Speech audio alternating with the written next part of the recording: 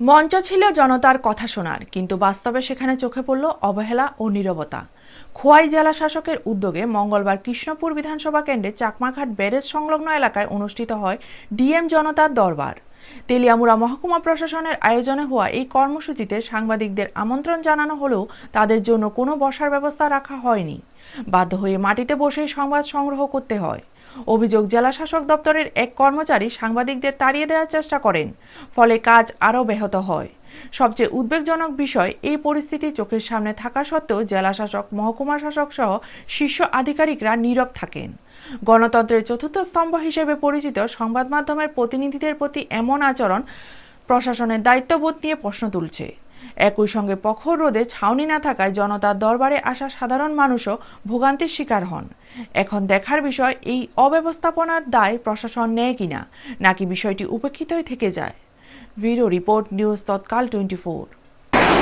মঙ্গলবার খোয়াই জেলার জেলা শাসক শ্রী রজত পান্ত মহাশয়ের যে ডিএম দরবার যে অনুষ্ঠান, সেই অনুষ্ঠান হচ্ছে খোয়াই জেলার চাকমাঘাট ব্যারেজ প্রাঙ্গণে। মূলত এই যে আজকের গোটা এই আয়োজন, সেই আয়োজনে সাংবাদিকদের নেমন্ত্রণ করা হয়েছে। সেই নেমন্ত্রণ পত্র গ্রুপে দিয়েছেন তেলিয়ামুড়া মহকুমা শাসক শ্রী অপূর্ব কৃষ্ণ চক্রবর্তী। সেখানটায় দেখা গেছে বানানে ভোল।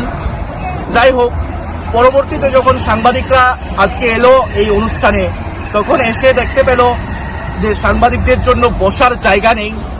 আজকের এই গোটা আয়োজন, এত লক্ষ লক্ষ টাকা খরচ করে এত বড় আয়োজন করা হয়েছে, কিন্তু সেখানটায় সাংবাদিকদের বসার জায়গা নেই। যদিও দেখা গেছে পরবর্তীতে খোয়াই জেলা শাসকের অফিসের এক কর্মী সাংবাদিকদের বলছে, আপনারা সাইডে যান, আপনারা এখান থেকে বেরিয়ে যান। এই বিষয়টা আমার মনে হয়, আমরা যারা আছি সংবাদ মাধ্যমে কর্মরত যারা আছি, আমরা এই ঘটনার তীব্র নিন্দা জানাই। এই ঘটনা মোটেও কাম্য নয়। আমরা পেশাগত দায়িত্বে আমরা এখানটায় এসেছিলাম।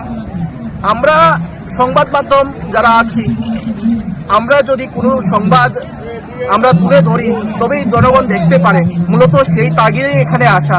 কিন্তু এখানে এসে যদি এরকম ভাবে অপমানিত হতে হয়, লাঞ্ছিত হতে হয়, সেক্ষেত্রে কিন্তু আমরা নিন্দা জানাচ্ছি ঘটনার।